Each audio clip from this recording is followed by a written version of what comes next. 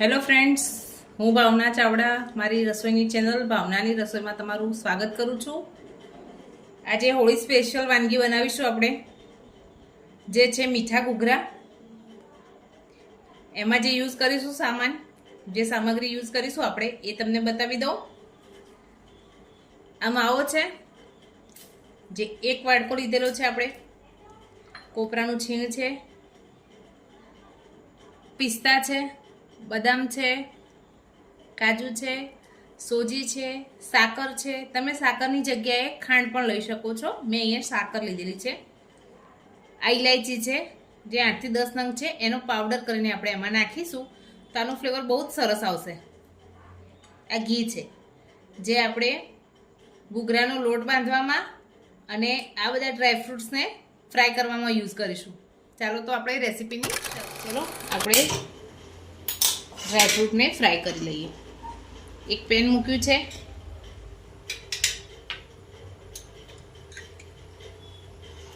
એમાં થોડું ઘી ઉમેરીશું.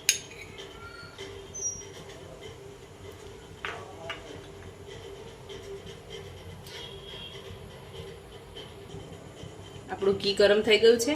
હવે એમાં કાજુ ઉમેરી દઈશું, બદામ ઉમેરી દઈશું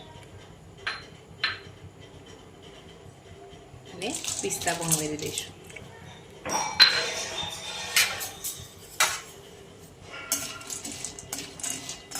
આપણે આને એકદમ ગોલ્ડન બ્રાઉન નથી કરવાના,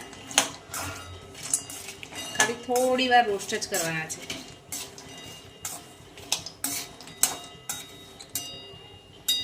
આપણા ડ્રાયફ્રૂટ્સ ફ્રાય કરી લીધેલા છે. હવે એને એક પ્લેટમાં કાઢી લઈશું. હવે એમાં થોડું બીજું ઘી ઉમેરી આપણે સોજીને પણ સરસ ફ્રાય કરી લઈએ.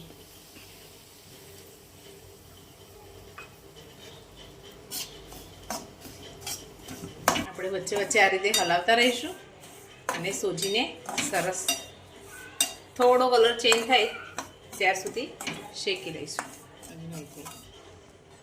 આપણી સોજી પણ સરસ શેકાઈ ગઈ છે. હવે એને એક પ્લેટમાં ટ્રાન્સફર કરી લઈશું. માવો નાખી અને માવાને પણ થોડું શેકી લઈએ.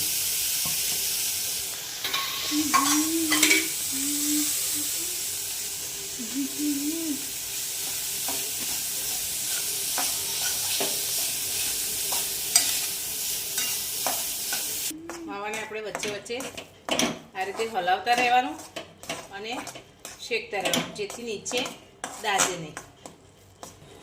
હવે આપણો માવો સરસ ગરમ થઈ ગયો છે. આપણે ગેસની ફ્લેમ બંધ કરી દઈએ અને હવે એમાં ટોપરાની છીણ એડ કરી દઈએ. ટોપરું ઓપ્શનલ છે, જો તમે ના ખાતા હોય તો ઉમેરવાનું નહીં, બાકી આનાથી ટેસ્ટ સરસ આવશે.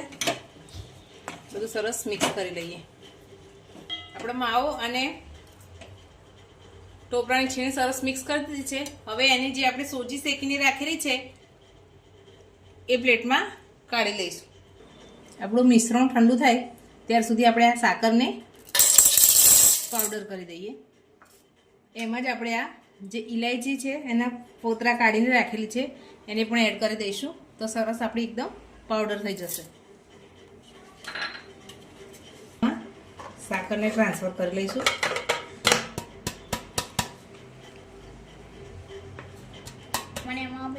હવે આપણે આ ડ્રાયફ્રૂટને પણ ક્રશ કરી લઈએ.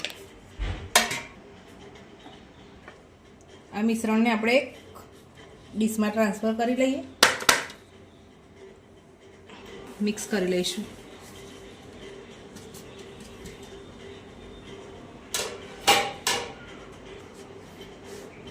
આ મિશ્રણ થોડું ઠંડુ થાય પછી આપણે આમાં ખાંડ ઉમેરીએ.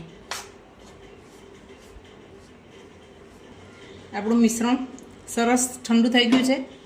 હવે એમાં આપણે જે સાકરને ક્રશ કરીને રાખેલી છે અને ઇલાયચીનો પાવડર એને મિક્સ કરી લઈશું.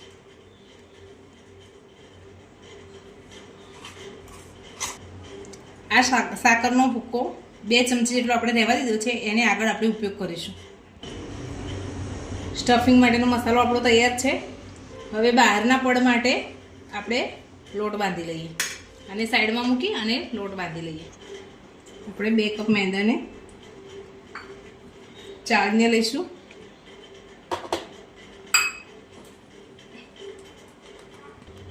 હવે આમાં 1 ચપટી જેટલું મીઠું, જે આપણા સ્વાદને સરસ બેલેન્સ કરશે. હવે આમાં જે આપણી ખાંડ રાખેલી છે એ એડ કરી દઈશું. આપણે આમાં મૂળ માટે ઘીનો ઉપયોગ કરીશું. તમે અહીંયા તેલનો પણ કરી શકો છો, પણ ઘીથી આપણો એકદમ સરસ ક્રિસ્પી પડ બનશે. ટેસ્ટ પણ બહુ સરસ આવશે. હવે બધું સરસ મિક્સ કરી લઈએ.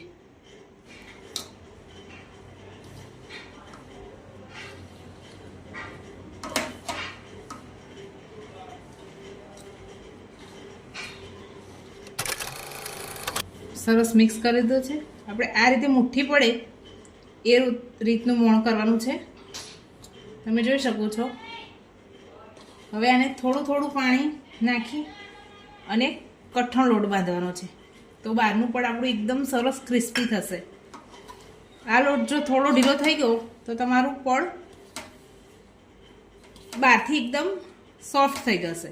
આપણે આનું પડ ક્રિસ્પી રાખવાનું છે, તો થોડું થોડું પાણી ઉમેરી જરૂરિયાત પ્રમાણે અને લોટ બાંધીશું. તમે જોઈ શકો છો એકદમ કઠણ અને સોફ્ટ લોટ આપણે તૈયાર કરતો છે. હવે એને એક લીલા કપડાથી ઢાંકી 10થી 15 મિનિટનો રેસ્ટ આપીશું. આપણે ગુજિયા બનાવવાની શરૂઆત કરી. એક પેનમાં તેલ મૂકી દઈશું ગરમ થવા માટે અને મીડિયમ સાઇઝનો લુઓ લઈ અને આપણે પૂરી વણી દઈશું. આ રીતની મીડિયમ થીક, નહીં બહુ જાડી કે નહીં એકદમ પતલી, એ રીતની પૂરી વણી લઈશું. હવે એને કિનારી ઉપર આ રીતે પાણી લગાવી દઈશું. એકદમ સિમ્પલ અને ઇઝી તમને રીત બતાવીશ આજે હું. હવે એમાં વચ્ચે સ્ટફિંગ ભરી દઈશું.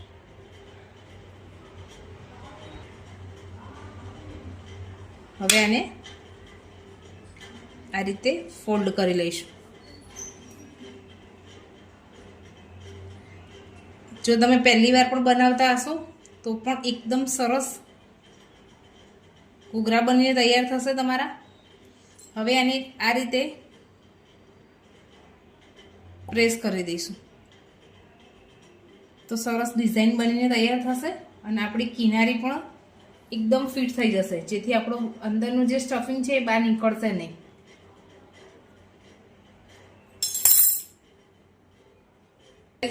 આપણું તેલ ગરમ થઈ ગયું છે. હવે આમાં એક નાનો લોટની લોહી કરીને નાખીશું. થોડી વાર રહીને ઉપર આવે છે એટલે સમજી લેવાનું કે આપણું તેલ ગરમ થઈ ગયું છે. તો ચાલો હવે ફ્રાય કરવાની શરૂઆત કરીએ.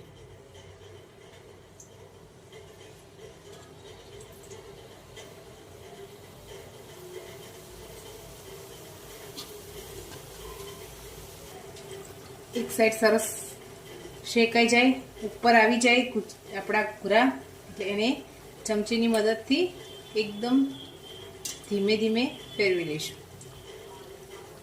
લો ટુ મીડિયમ ફ્લેમ ઉપર આપણે એને ગોલ્ડન બ્રાઉન કલરના થાય ત્યાં સુધી ફ્રાય કરીશું. તમે જોઈ શકો છો આપણા ઘૂઘરા સરસ ગોલ્ડન બ્રાઉન કલર થવા આવ્યો છે. હજુ એને ધીમા ગેસ ઉપર લો ટુ મીડિયમ ફ્લેમ ઉપર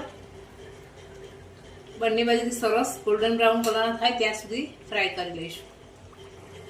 ફ્રેન્ડ્સ, આપણા ઘૂઘરા સરસ ફ્રાય થઈ ગયા છે. તમે જોઈ શકો છો એકદમ સરસ ગોલ્ડન બ્રાઉન કલર આવી ગયો છે. તો હવે એને આપણે સર્વિંગ પ્લેટમાં કાઢીશું. ફ્રેન્ડ્સ, આપણા ઘૂઘરા બનીને તૈયાર છે. હોળી સ્પેશિયલ વાનગી બનાવી છે. તમને મારી આ રેસીપી કેવી લાગી? લાઈક કરજો, શેર કરજો અને કમેન્ટ કરજો. અને કમેન્ટમાં મને જરૂર જણાવજો તમને મારી આ ઘૂઘરા બનાવવાની રીત કેવી લાગી. Thank you.